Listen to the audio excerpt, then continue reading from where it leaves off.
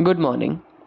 Today I'll be talking about the concept of producer companies under the Companies Act 2013.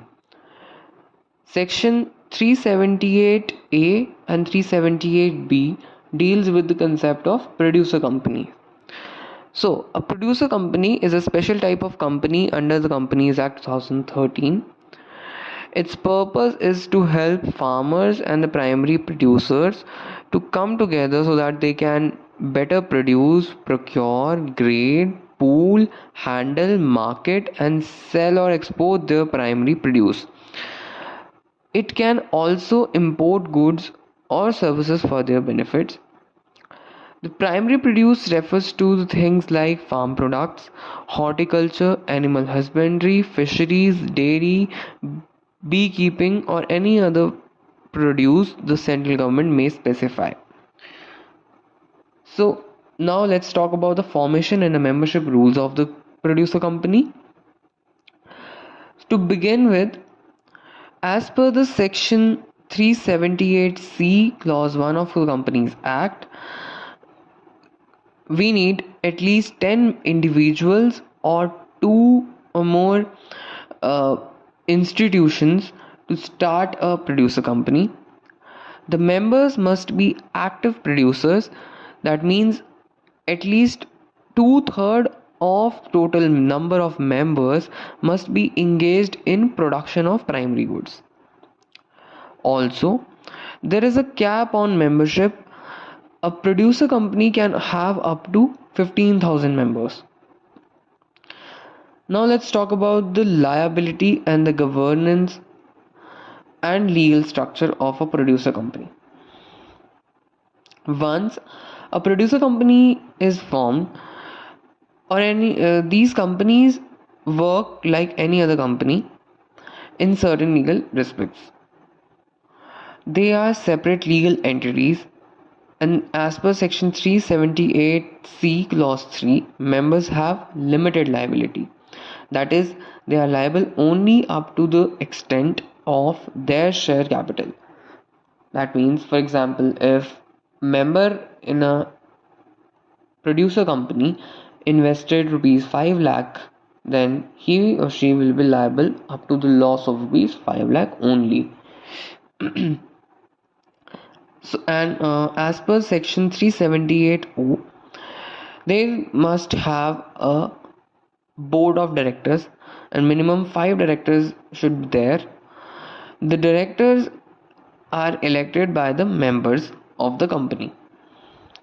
A producer company has to follow similar compliance rule as other companies follow under the Companies Act. That means maintaining proper books of account, undergoing annual audits of financial statements, holding regular board meetings, and filing their annual report and financial statements with the registrar of the company are the key functions that needs to be performed.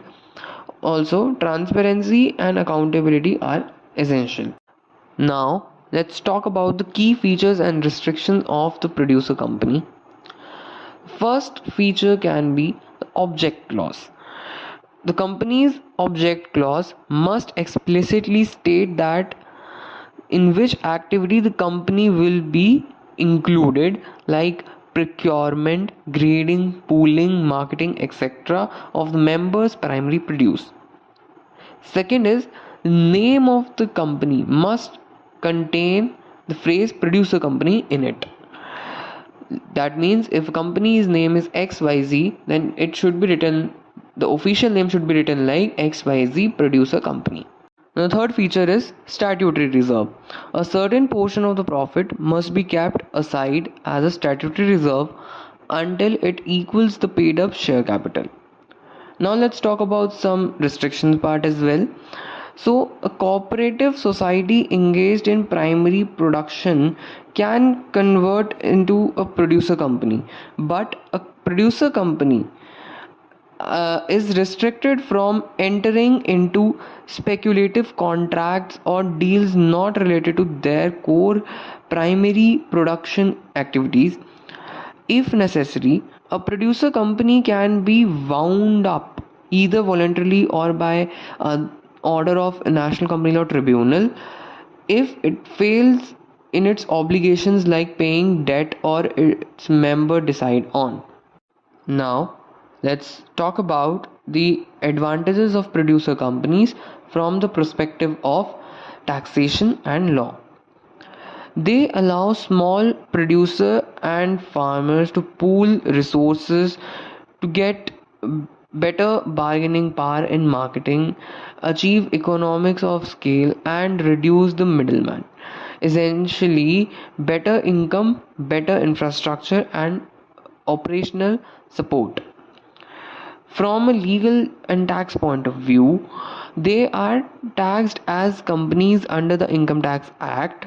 They may also get certain benefits available to agricultural enterprises depending on how their operations are structured. Also, cooperative societies engaged in primary production may convert into producer company, which gives them a more corporate structure and sometimes smoother regulatory compliance. In conclusion, I would like to say a producer company is a powerful structure for collective agricultural and primary produce initiatives but requires a careful setup and governance. Thank you so much for watching.